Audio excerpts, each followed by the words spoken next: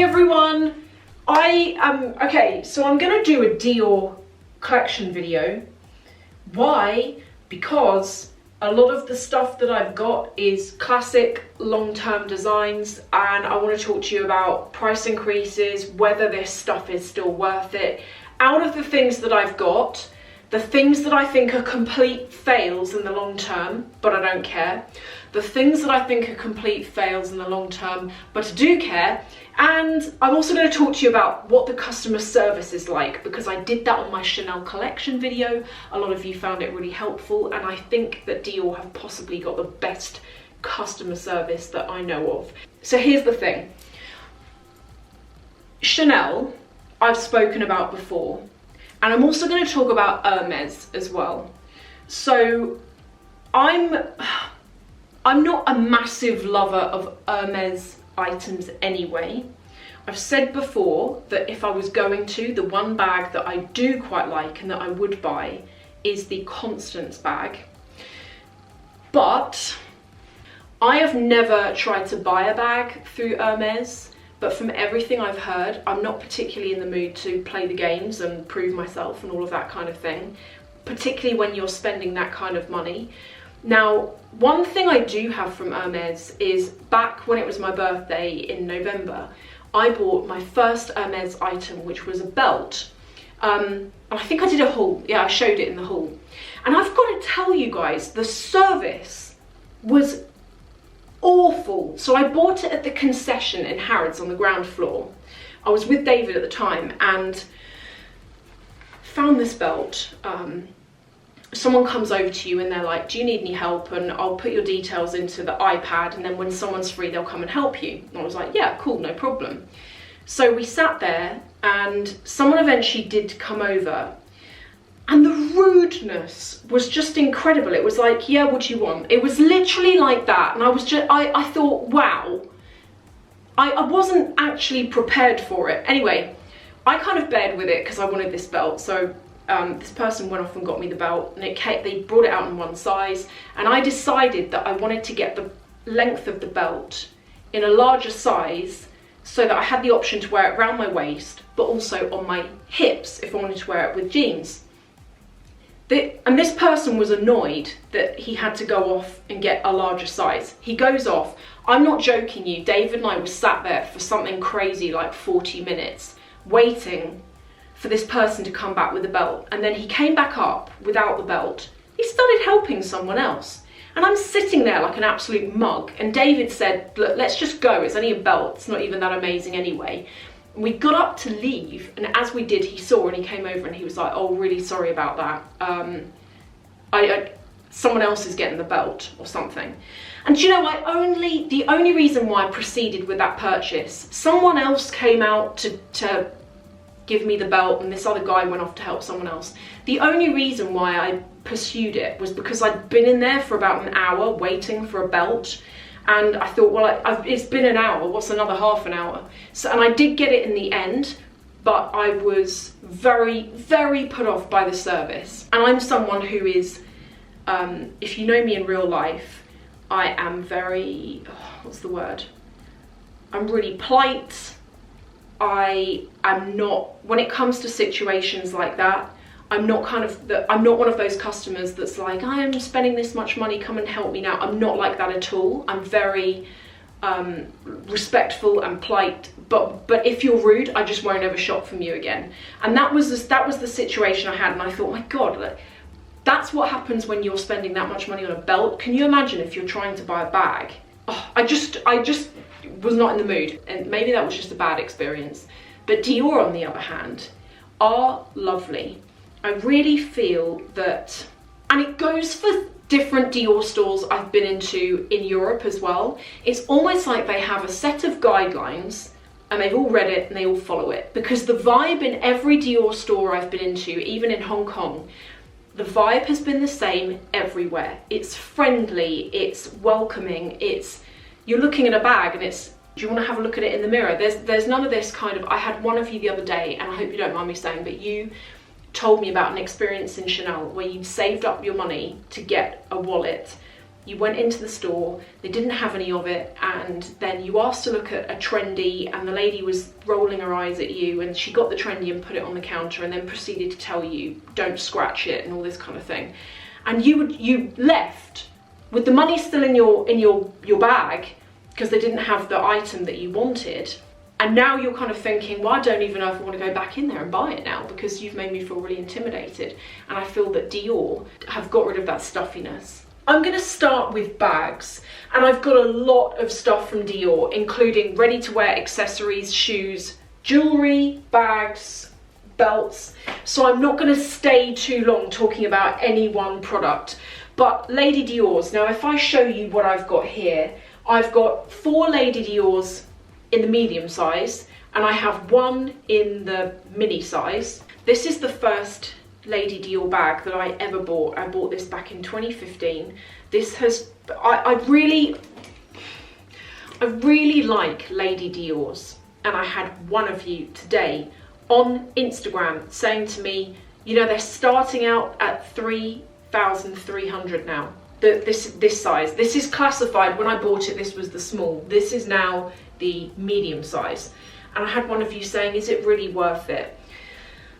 It's a lot of money, but yeah, I really do think it's worth it. My Lady Dior's I have worn to death. The only one that I haven't worn so much is this, and I haven't worn it so much because of the colour I have got it in. I do not regret getting this colour at all. I love it, but with a bag like this, I prefer to wear it with lighter coloured clothes, which tends to be in the summer, and because in the UK it's always cold and raining and gross, I don't wear it as much as I'd like to. For that reason, I am considering this year buying the mini in black. My, is there a size difference? No, they're the same. So this is 2015, this is 2019. This has got to be one bag that I absolutely adore. How many of you joined me in my Christmas Day vlog that I did in 2019? So my husband David, when we both do birthdays, and we do Christmas, but here's the thing, we've both got big families, and when it comes to Christmas, it gets expensive very quickly. Even if you are doing £50 on people, when you've got 20 people to buy for, it really racks up. So what we tend to do with each other is we don't really spend a lot on each other at Christmas. This year or last year I asked for a candle, he asked for some headphones and some gym wear, like just lounge wear, and instead he surprised me with this and with the most gorgeous choker necklace, which I'm going to show here. And well, you saw in that video, I was blown away. I couldn't believe it, and I adore this bag. This is my oldest, my first ever Dior bag. And guess what? This is still brand new, entirely brand new. It's still got the original wrapper on the handle. This is the Dior Gaucho bag, which came out about 15 years ago.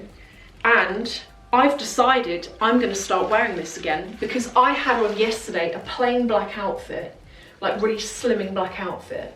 And I don't look slim today because I ordered takeaway last night. There was mushrooms in it, and I'm not going to go into details, but all night I was up. That's all you need to know. And today, I look pregnant today. My poor stomach today is in so much pain. Mushrooms make me very ill. But anyway, when I was slim the other day and wearing my slimming black outfit, I put this on with it, and I thought, actually, I quite like this because I do really like I feel like there's this 2020 trend of reusing things you've already got or vintage looking things. I'm definitely using this. This is the book tote. I have one of these on mine. Look at that. It's a bunny and it's got hand sanitizer on it, which in the day and age of coronavirus is a good thing to have. Anyway, inside this, I have got a bag organizer. This bag, can I just say a couple of things about this? I had wanted this bag for a long time, and I want to say all of this for any of you who were like me, where you love the look of it and it plays on your mind, but you're like, I cannot spend that much money on what looks like one of the shopping bags they give you at the supermarket. That's how I felt. Well, here's a couple of things. I decided to buy this. I bought it in 2019 because I could foresee the price of it going up. I bought this for $1,950. The price has since gone up. I am very grateful that I bought it. It's ended up being a bag that I have used more than I could ever have imagined. At the time, I felt like I was buying this a little bit on a whim.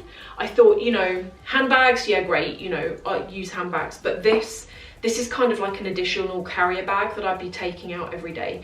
Now, the reason why I've ended up using it more than ever is because it's attractive to me. I know a lot of you don't like all of this, and I respect that.